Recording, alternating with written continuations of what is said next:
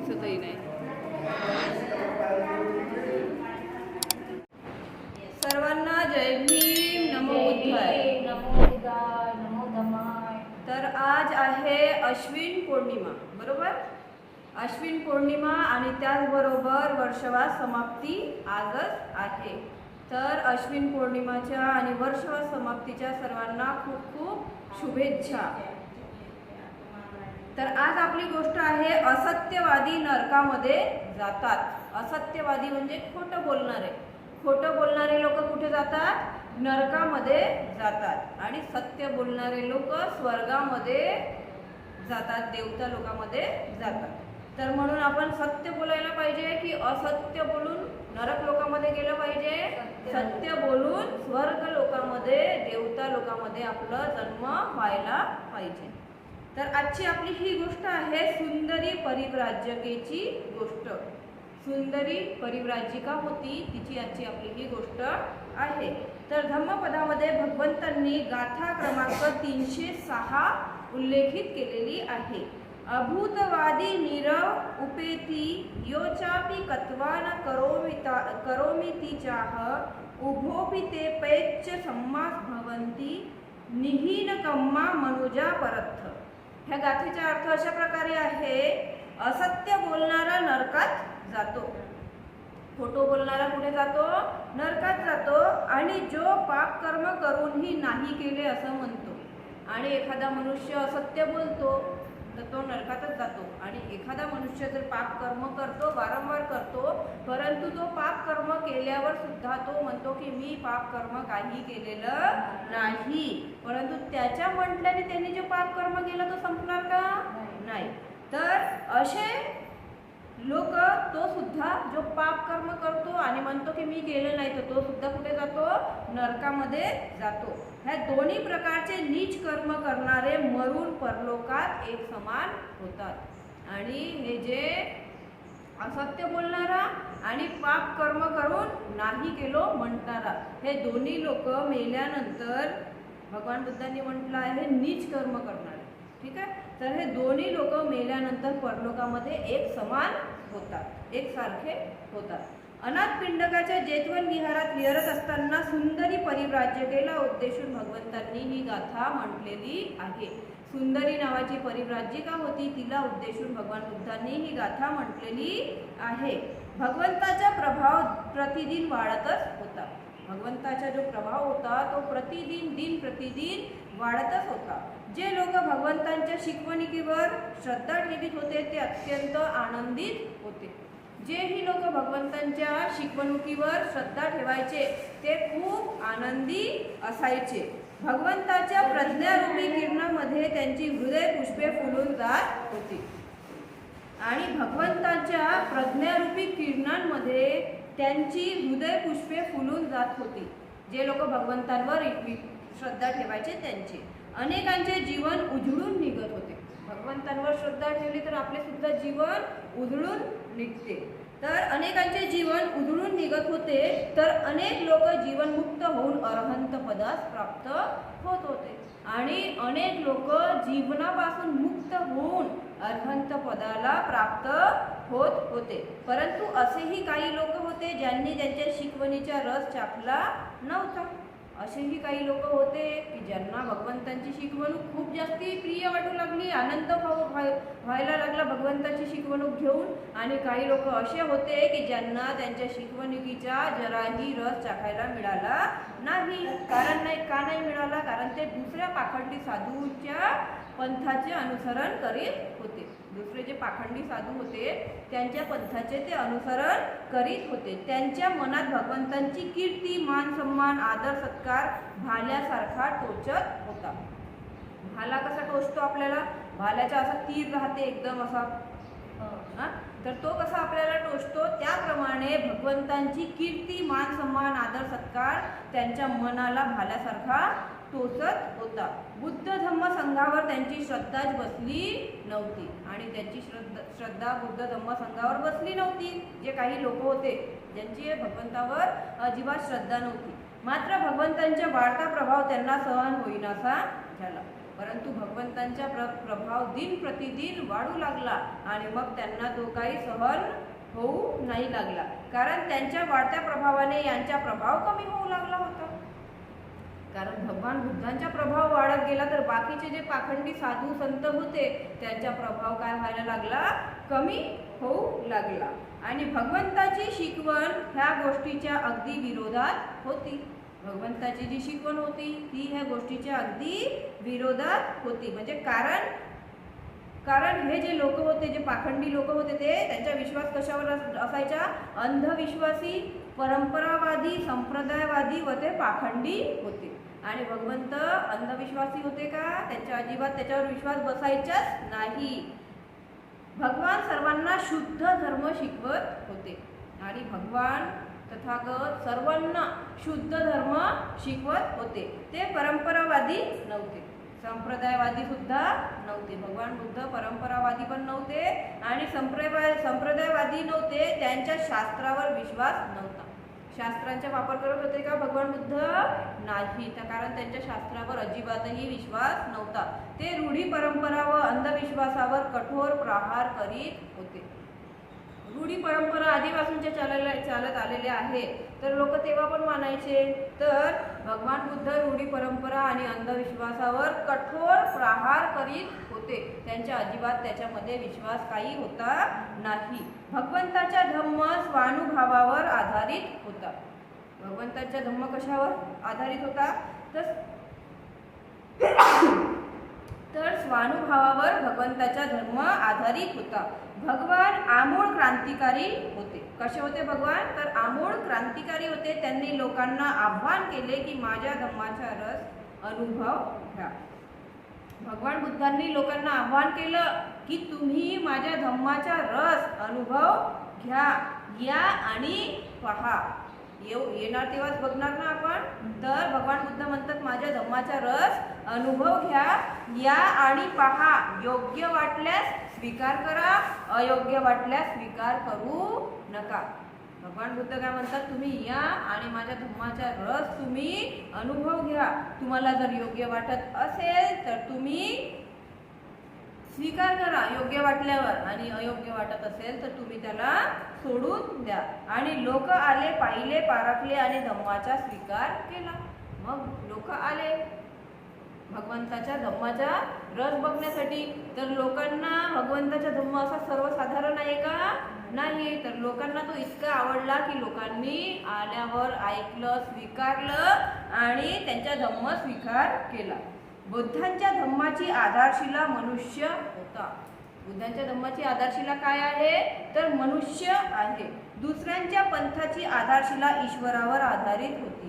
आणि त्या काळामध्ये दुसरे जे पंथ होते त्यांची आधारशिला ईश्वरावर आधारित होती आणि भगवान बुद्धांच्या धम्माची आधारशिला मनुष्यावर आधारित आहे. आकाशात कोणी, बुद्ध सांगत होते, आकाशात कोणी परमात्मा किंवा देवी देवता नाही. बुद्ध काय सांगत होते, आकाशामध्ये कोणीही देवी देवता किंवा परमात्मा नाही, आत्मा नाही आणि परमात्माही नाही. बुद्ध सांगायचे आत्माही सुद्धा नाही आहे आकाशामध्ये आणि देवी देवताही नाही आहे आणि परमात्मा सुद्धा आकाशामध्ये आहे नाही. बुद्धांनी सारे लक्ष मनुष्यावर केंद्रित केलेले आहे. बुद्धांचे लक्ष कुणावर आहे, फक्त मनुष्यावर केंद्रित केलेले आहे. बुद्धांनी आपला लक्ष, मनुष्य स्वतःचा उद्धार करू शकतो, देवी देवता मनुष्याचा उद्धार करू शकत नाही. कारण आकाशामध्ये देवी देवता कुणीही नाही आहे.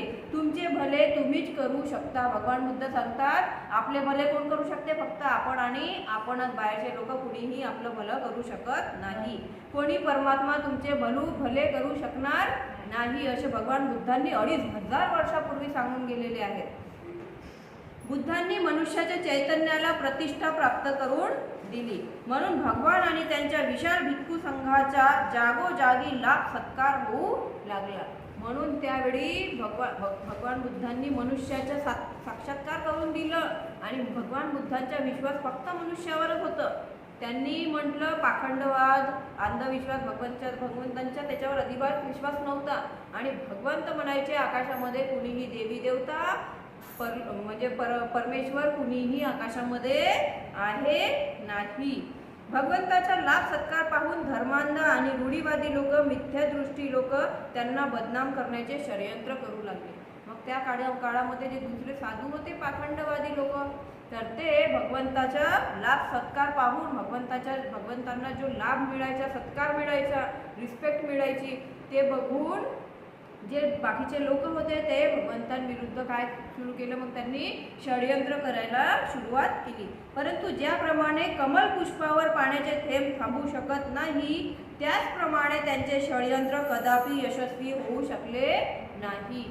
त्यांनी षडयंत्र तर केला भगवान बुद्धांना बदनाम करायचं वगैरे, परंतु ज्याप्रमाणे कमळाच्या फुलावर पाण्याचे थेंब थांबू शकत नाही, त्याचप्रमाणे त्याचे षडयंत्र कदापि यशस्वी होऊ शकले नाही. उलट दिवसेंदिवस भगवंताच्या धम्म व त्याची कीर्ती चंद्राच्या कोरीप्रमाणे वाढतच गेली. आणि त्यांच्या विरुद्ध झालं काय, तर भगवंताच्या धम्म आणि त्यांची कीर्ती दिवसेंदिवस चंद्राची कोर कशी वाढत जाते, तशाप्रमाणे भगवंताची कीर्ती वाढत गेली. एकदा तीर्थकांनी भगवंतांचा लाभ सत्कार थांबावा, त्याची अपकीर्ती वाढावी म्हणून एक षडयंत्र केला. आणि मग भगवंतांचा सत्कार एवढा नाही व्हायला पाहिजे, लाभ सत्कार भगवंतांना कमी मिळायला पाहिजे, कारण त्यांना मिळत नव्हता. सगळे लोक भगवंतांना शरण जात होते. तर त्यांनी पुन्हा भगवंतांची अपकीर्ती वाढावी म्हणून एक षडयंत्र रचला. त्यांनी एक सुंदरी परिव्राजकाला विशाल धनराशीचे प्रलोभन देऊन त्यांच्या षडयंत्रात सामील करून घेतले.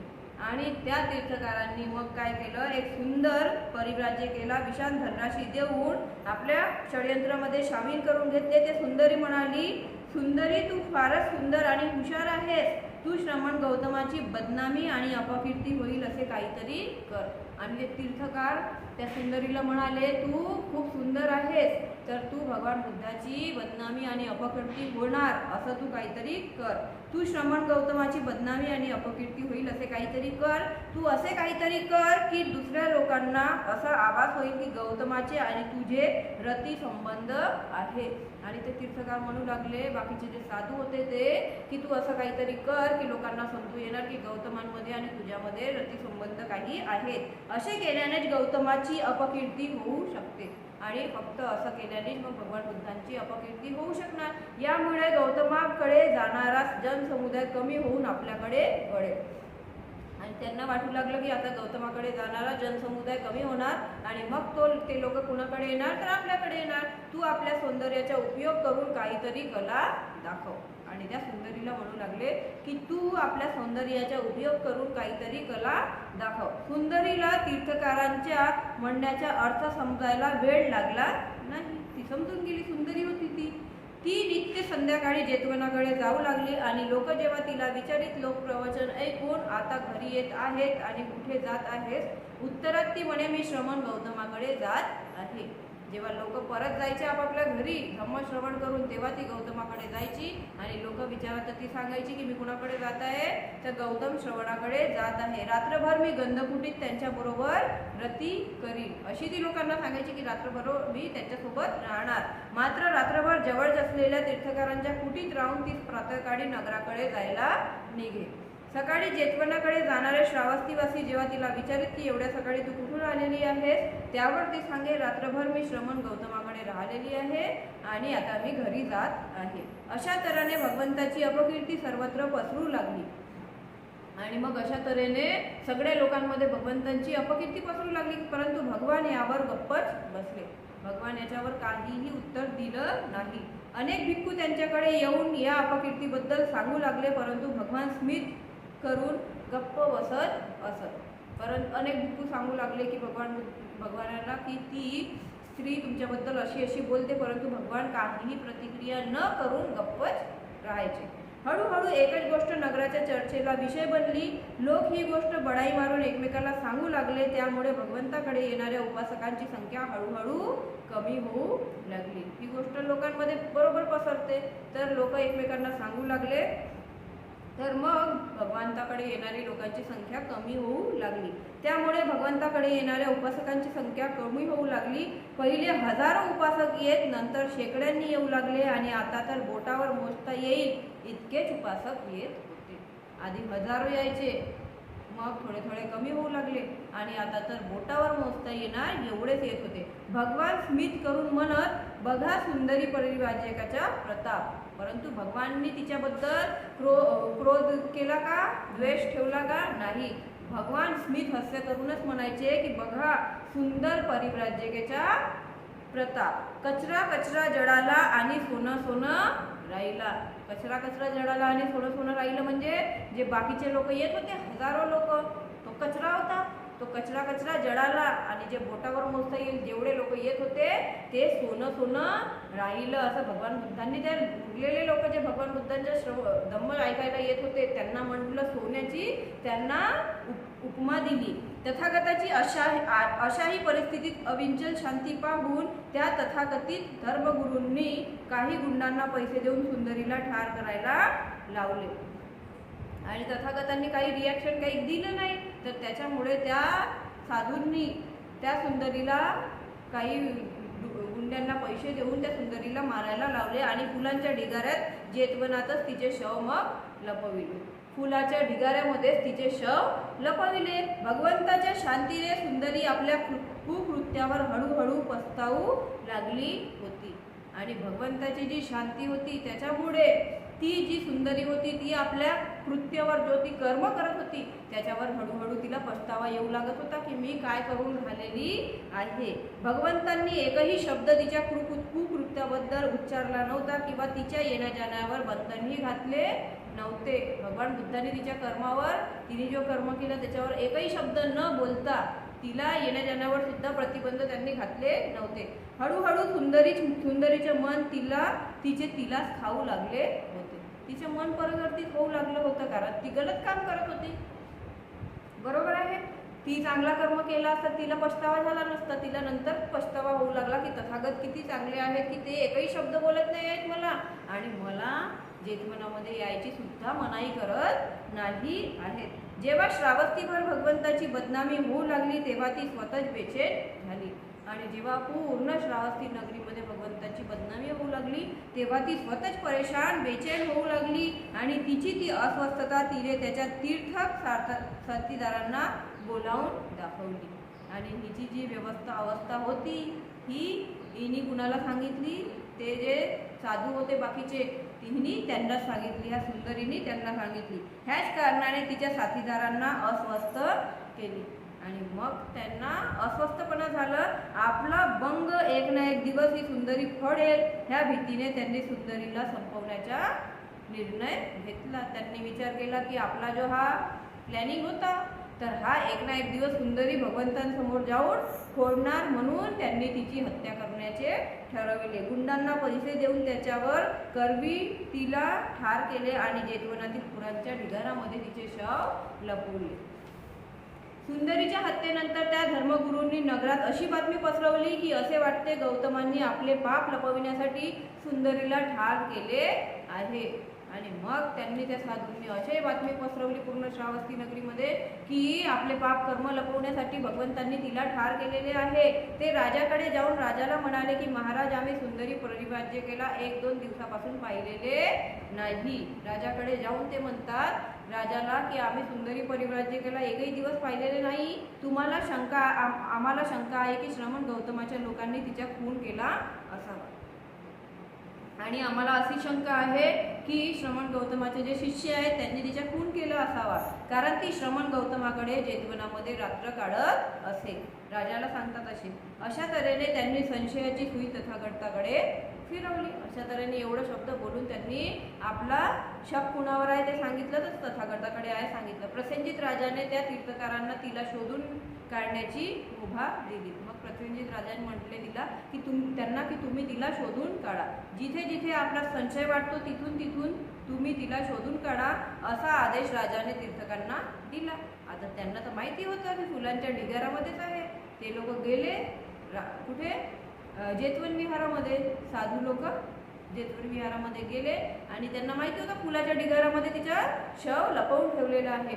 तर त्यांनी आसानीने फुलाच्या ढिगाऱ्यामधून मग काय काढलं? तो शव काढलं आणि त्या शवाला मग कुठे घेऊन गेले? ते एका खाटेवर टाकून राजाच्या समोर ते लोक घेऊन गेले आणि म्हणाले, महाराज पहा श्रवण गौतमाचे शिष्याचे कार्य. श्रवण गौतमाच्या शिष्याने काय केलं? त्यांनी श्रवण गौतमाच्या अपकीर्ती लपवण्यासाठी सुंदरीला मारून लपवून ठेवले. आणि सांगतात की श्रवण गौतमाचे जे शिष्य आहेत भिक्खू, त्यांनी श्रवण गौतमाचे कृत्य लपवण्यासाठी तिला मारले. राजा त्यांना म्हणाले, जर असं आहे तर तुम्ही नगरात फिरून श्रवण गौतमाच्या शिष्याचे कुकर्म नगरवासियांना सांगायला हवे. राजा त्यांना म्हणतात की जर असंच आहे तर तुम्ही भगवान बुद्धांनी हे जे कुकर्म केले तिचे शव घेऊन जा, पूर्ण नगरामध्ये फिरवा आणि लोकांना सांगा की हे गौतमांचे कर्म आहेत, गौतमांनी असं असं केलं. राजाच्या सांगण्याप्रमाणे मृत सुंदरीचे शरीर नगरभर फिरवून लोकांना ते सांगू लागले, नगरवासियांनो पहा, शाक्यपुत्र श्रवण गौतमाने हे काय केले. आपले पाप लपवण्यासाठी सुंदरीची त्यांनी हत्या केली. लोकांना ते लोक सांगू लागले. संपूर्ण नगरभर तिचे शव फिरवून झाल्यानंतर व तिच्या हत्येची जबाबदारी श्रवण गौतमावर टाकून ते राजाकडे तिचे शव घेऊन वापस आले. त्यांच्या ह्या अशा कृत्यांनी भगवंतांच्या भिक्खू संघाला भिक्षाटन करणे कठीण होऊ लागले. असं केल्यामुळे जो भिक्खू संघ होता त्यांना भिक्षाटन करणे खूप कठीण होऊ लागले. भिक्खूंनी भगवंतांना ही गोष्ट अवगत केली. यावर भगवान भिक्खूंना म्हणाले, भिक्खूंनो असत्य हे असत्यच आहे. भगवान बुद्ध काय म्हणतात? भिक्खूंनो असत्य हे असत्यच आहे, खोटं खोटच आहे. तुम्ही चिंता करू नका, सत्य स्वयं आपले रक्षण करायला समर्थ आहे. भगवान बुद्ध त्यांना म्हणतात, तुम्ही चिंता अजिबात करू नका, सत्य जो आहे तो स्वतः आपले रक्षण करायला समर्थ आहे. तुम्ही चिंता करू नका, धैर्य ठेवा, शांती ठेवा. ह्या प्रसंगाला ध्यान साधनेचा विषय बनवा. हा जो प्रसंग घडला ह्याला तुम्ही आपल्या ध्यान साधनेचा विषय बनवा. सहनशीलता ठेवा, हे सहन करणे ही साधना आहे. भगवान बुद्ध भिक्खूंना सांगतात की हे सहन करणेच म्हणजे साधना आहे. श्रद्धा ठेवा, श्रद्धेला ह्या अग्नी दिव्यातून जाऊ द्या. श्रद्धेला ह्या अग्नी दिव्यातून जाऊ द्या. सत्याला स्वयं प्रकट होऊ द्या. सत्याला कुणाला साबित करायचे, सत्य कुणासमोर साबित करायची गरज पडत नाही. ते आपोआप वेळ आल्यावर माहितीच होते. सत्य प्रकट होण्याचे त्याचे वेगळे मार्ग आहेत. हा अपूर्व अवसर आहे. अशा अवसरांनीच कसोटी लागते. अशा वेळेस श्रद्धा तापून सलाखून निघते, सत्य सदाच जिंकते. आणि अशा वेळेस मग काय होते? सत्य नेहमी तापून बाहेर निघते आणि सत्यांची सदा विजय होते. सत्य नेहमी जिंकते. शेवटी मग असेच झाले जसे भगवान बुद्धांनी म्हटलं त्याचप्रमाणे राजाने सुंदरीच्या हत्येच्या शोधासाठी आपले शिपाई लावले होते. राजा पण चतुर होता. तर राजाने काय केले होते? त्या सुंदरीच्या हत्या कुणी केली त्याच्यासाठी आपले शिपाई लावले होते. एक आठवड्याच्या आत शिपायांना एका शराबखान्यात माहिती मिळाली आणि एका आठवड्याच्या आतच त्या शिपायांना शराबखान्यामध्ये दारूच्या काय म्हणतात ते त्याच्यामध्ये माहिती मिळाली. ज्यांनी सुंदरीची हत्या केली होती ते गुंड दारूच्या नशेत सत्य ओकून गेले आणि ज्यांनी त्या सुंदरीची हत्या केली होती ते गुंडे दारूच्या नशेमध्ये बडबड करून जास्ती झाली असेल तर बडबड करून तो सत्य त्यांनी सांगून दिलं. राजाच्या शिपायांनी ते ऐकले आणि त्या गुंडांना राजासमोर मग त्यांनी उभे केले. सत्य स्वतःच प्रकट झाले होते. भगवंतांना एकही शब्द बोलायची गरज पडलेली नव्हती. सत्य स्वतःच समोर आले. जेव्हा त्या गुंडांना सुंदरीच्या हत्येबद्दल विचारण्यात आले तेव्हा संपूर्ण षडयंत्र समोर आले. मग राजाने त्या गुंडांना विचारलं की सुंदरीची हत्या कशी काय झाली. तर त्यांनी बरोबर त्यांचे नाव सांगितले त्या साधूंचे की त्यांनी आम्हाला मारायला सांगितले होते म्हणून. तथाकथित धर्मगुरूंचे तीर्थकांचे पितळ उघड झाले. तीर्थकांनीच त्या गुंडांना धनराशी देऊन सुंदरीची हत्या करायला लावली होती. तीर्थकारांनी तिला म्हटलं होतं की तू तथागतांची अपकीर्ती वाढवायसाठी आमची मदत कर, बदनाम करायला मदत कर. आणि मग त्यांनी तिची हत्या केली व तिचे प्रेत फुलांच्या ढिगाऱ्यात लपवायला सांगण्यात आले होते. कुणाला सांगण्यात आले होते? त्या गुंडांनाच सांगण्यात आले होते. राजाने तीर्थकांना हे खरे आहे काय असे विचारून त्याबद्दलची खात्री करून घेतली. तीर्थकांनी जेव्हा गुन्हा कबूल केला तेव्हा राजाने त्यांना आदेश दिला की ज्या तुम्ही नगरात फिरून नागरिकांसमोर आपला गुन्हा कबूल करा. आणि मग राजाने त्या तीर्थकारांना आदेश दिला की तुम्ही आता जसं पूर्ण नगरामध्ये तिच्या शव फिरवून सांगितलं होतं भगवंतांची बदनामी केली होती. तसंच तुम्ही आता पूर्ण नगरभर फिरा आणि तुम्ही सांगा की आम्ही असं असं कर्म केलं, तथागत निर्दोष आहेत. आणि म्हणा श्रमण गौतमावर लांछन लावण्यासाठी सुंदरीची हत्या आम्हीच करवली. आणि तुम्ही नगरामध्ये जाऊन असं म्हणा की श्रमण गौतमावर आरोप लावण्यासाठी सुंदरीची हत्या आम्हीच करवली. यात श्रमण गौतम आणि त्यांच्या शिष्याचा अजिबात हात नाही. हे षडयंत्र आम्हीच रचले होते. त्या तीर्थकांनी राजाचा आदेश मान्य करून नगरामध्ये फिरून उच्च स्वरांनी वरील घोषणा केली. मग राजाने जशा प्रकारे त्यांना सांगितलं तशा प्रकारे पूर्ण नगरामध्ये जाऊन त्यांनी ते लोक घोषणा करू लागले की आमच्या सांगण्यावरूनच सुंदरीने भगवान बुद्धांवर आरोप लावला आणि आम्ही तिची हत्या केली. तसेच तीर्थक आणि त्यांचे द्वारा प्रेरित गुंडांना नरहत्येच्या दोषाबद्दल राजाकडून दंड देण्यात आला. आणि त्या तीर्थकारांना आणि त्या गुंडांना मग दंड देण्यात आला. त्यामुळे तथाकथित धर्मगुरू तीर्थक अति निंदित झाले व भगवंतांची कीर्ती 1000 गुणा वाढली. आधी कमी झाली होती, परंतु मग भगवंताची कीर्ती 1000 गुणा वाढली. परंतु लक्षात घेण्यायोग्य गोष्ट ही की भगवान ह्याबद्दल एक अक्षरही बोलले नाही. भगवान याच्यावर एक शब्दही बोलले नाही. सत्याला स्वतःच बोलू दिले. भगवंतांनी जो सत्य होता त्याला स्वतःच बोलू दिले. शेवटी त्यांनी आपल्या भिक्खूंना एवढेच सांगितले की असत्यापासून सदा सावधान राहा. आणि मग भगवंतांनी शेवटी आपल्या भिक्खू संघाला असं सांगितलं की असत्यापासून तुम्ही नेहमी सावधान राहा. असत्यवादी लोक कुठे जातात? नरकामध्ये जातात, अर्थात दुःख भोगतात. आणि जो पापकर्म करूनही मी ते केलेले नाही असे म्हणतो तो सुद्धा नरकामध्ये जातो. दोन्ही प्रकारचे हीन कर्म करणारी माणसे मरून परलोकात सारखेच होतात. जो असत्य बोलतो तोही आणि जो पाप कर्म करून मी केलेलं नाही म्हणतो तो सुद्धा परलोकात हे दोघं सारखेच होतात. असे सांगताना भगवंतांनी ही गाथा म्हटलेली होती व इतरांनी ह्याच गाथेने उत्तर द्यावे असे सांगितले. आणि भगवान बुद्धांनी मग सांगितले की इतरांनी सुद्धा अशाच प्रकारे उत्तर द्यावे. कुणी आपल्यावर आरोप लांछन लावत असेल तर फक्त शांततेने सत्य नेहमीच जिंकते, असत्य नेहमीच हारते. भगवान बुद्धांनी एवढा मोठा त्यांच्यावर आरोप लावण्यात आला, परंतु त्यांनी एक शब्दही न बोलता, काहीही प्रतिक्रिया न करता सत्य काही दिवसानंतर समोर आलं आणि भगवान बुद्धांचा विजय झाला. तर आजची आपली ही गोष्ट होती सुंदर परिव्राजकेची गोष्ट. साधू साधू साधू.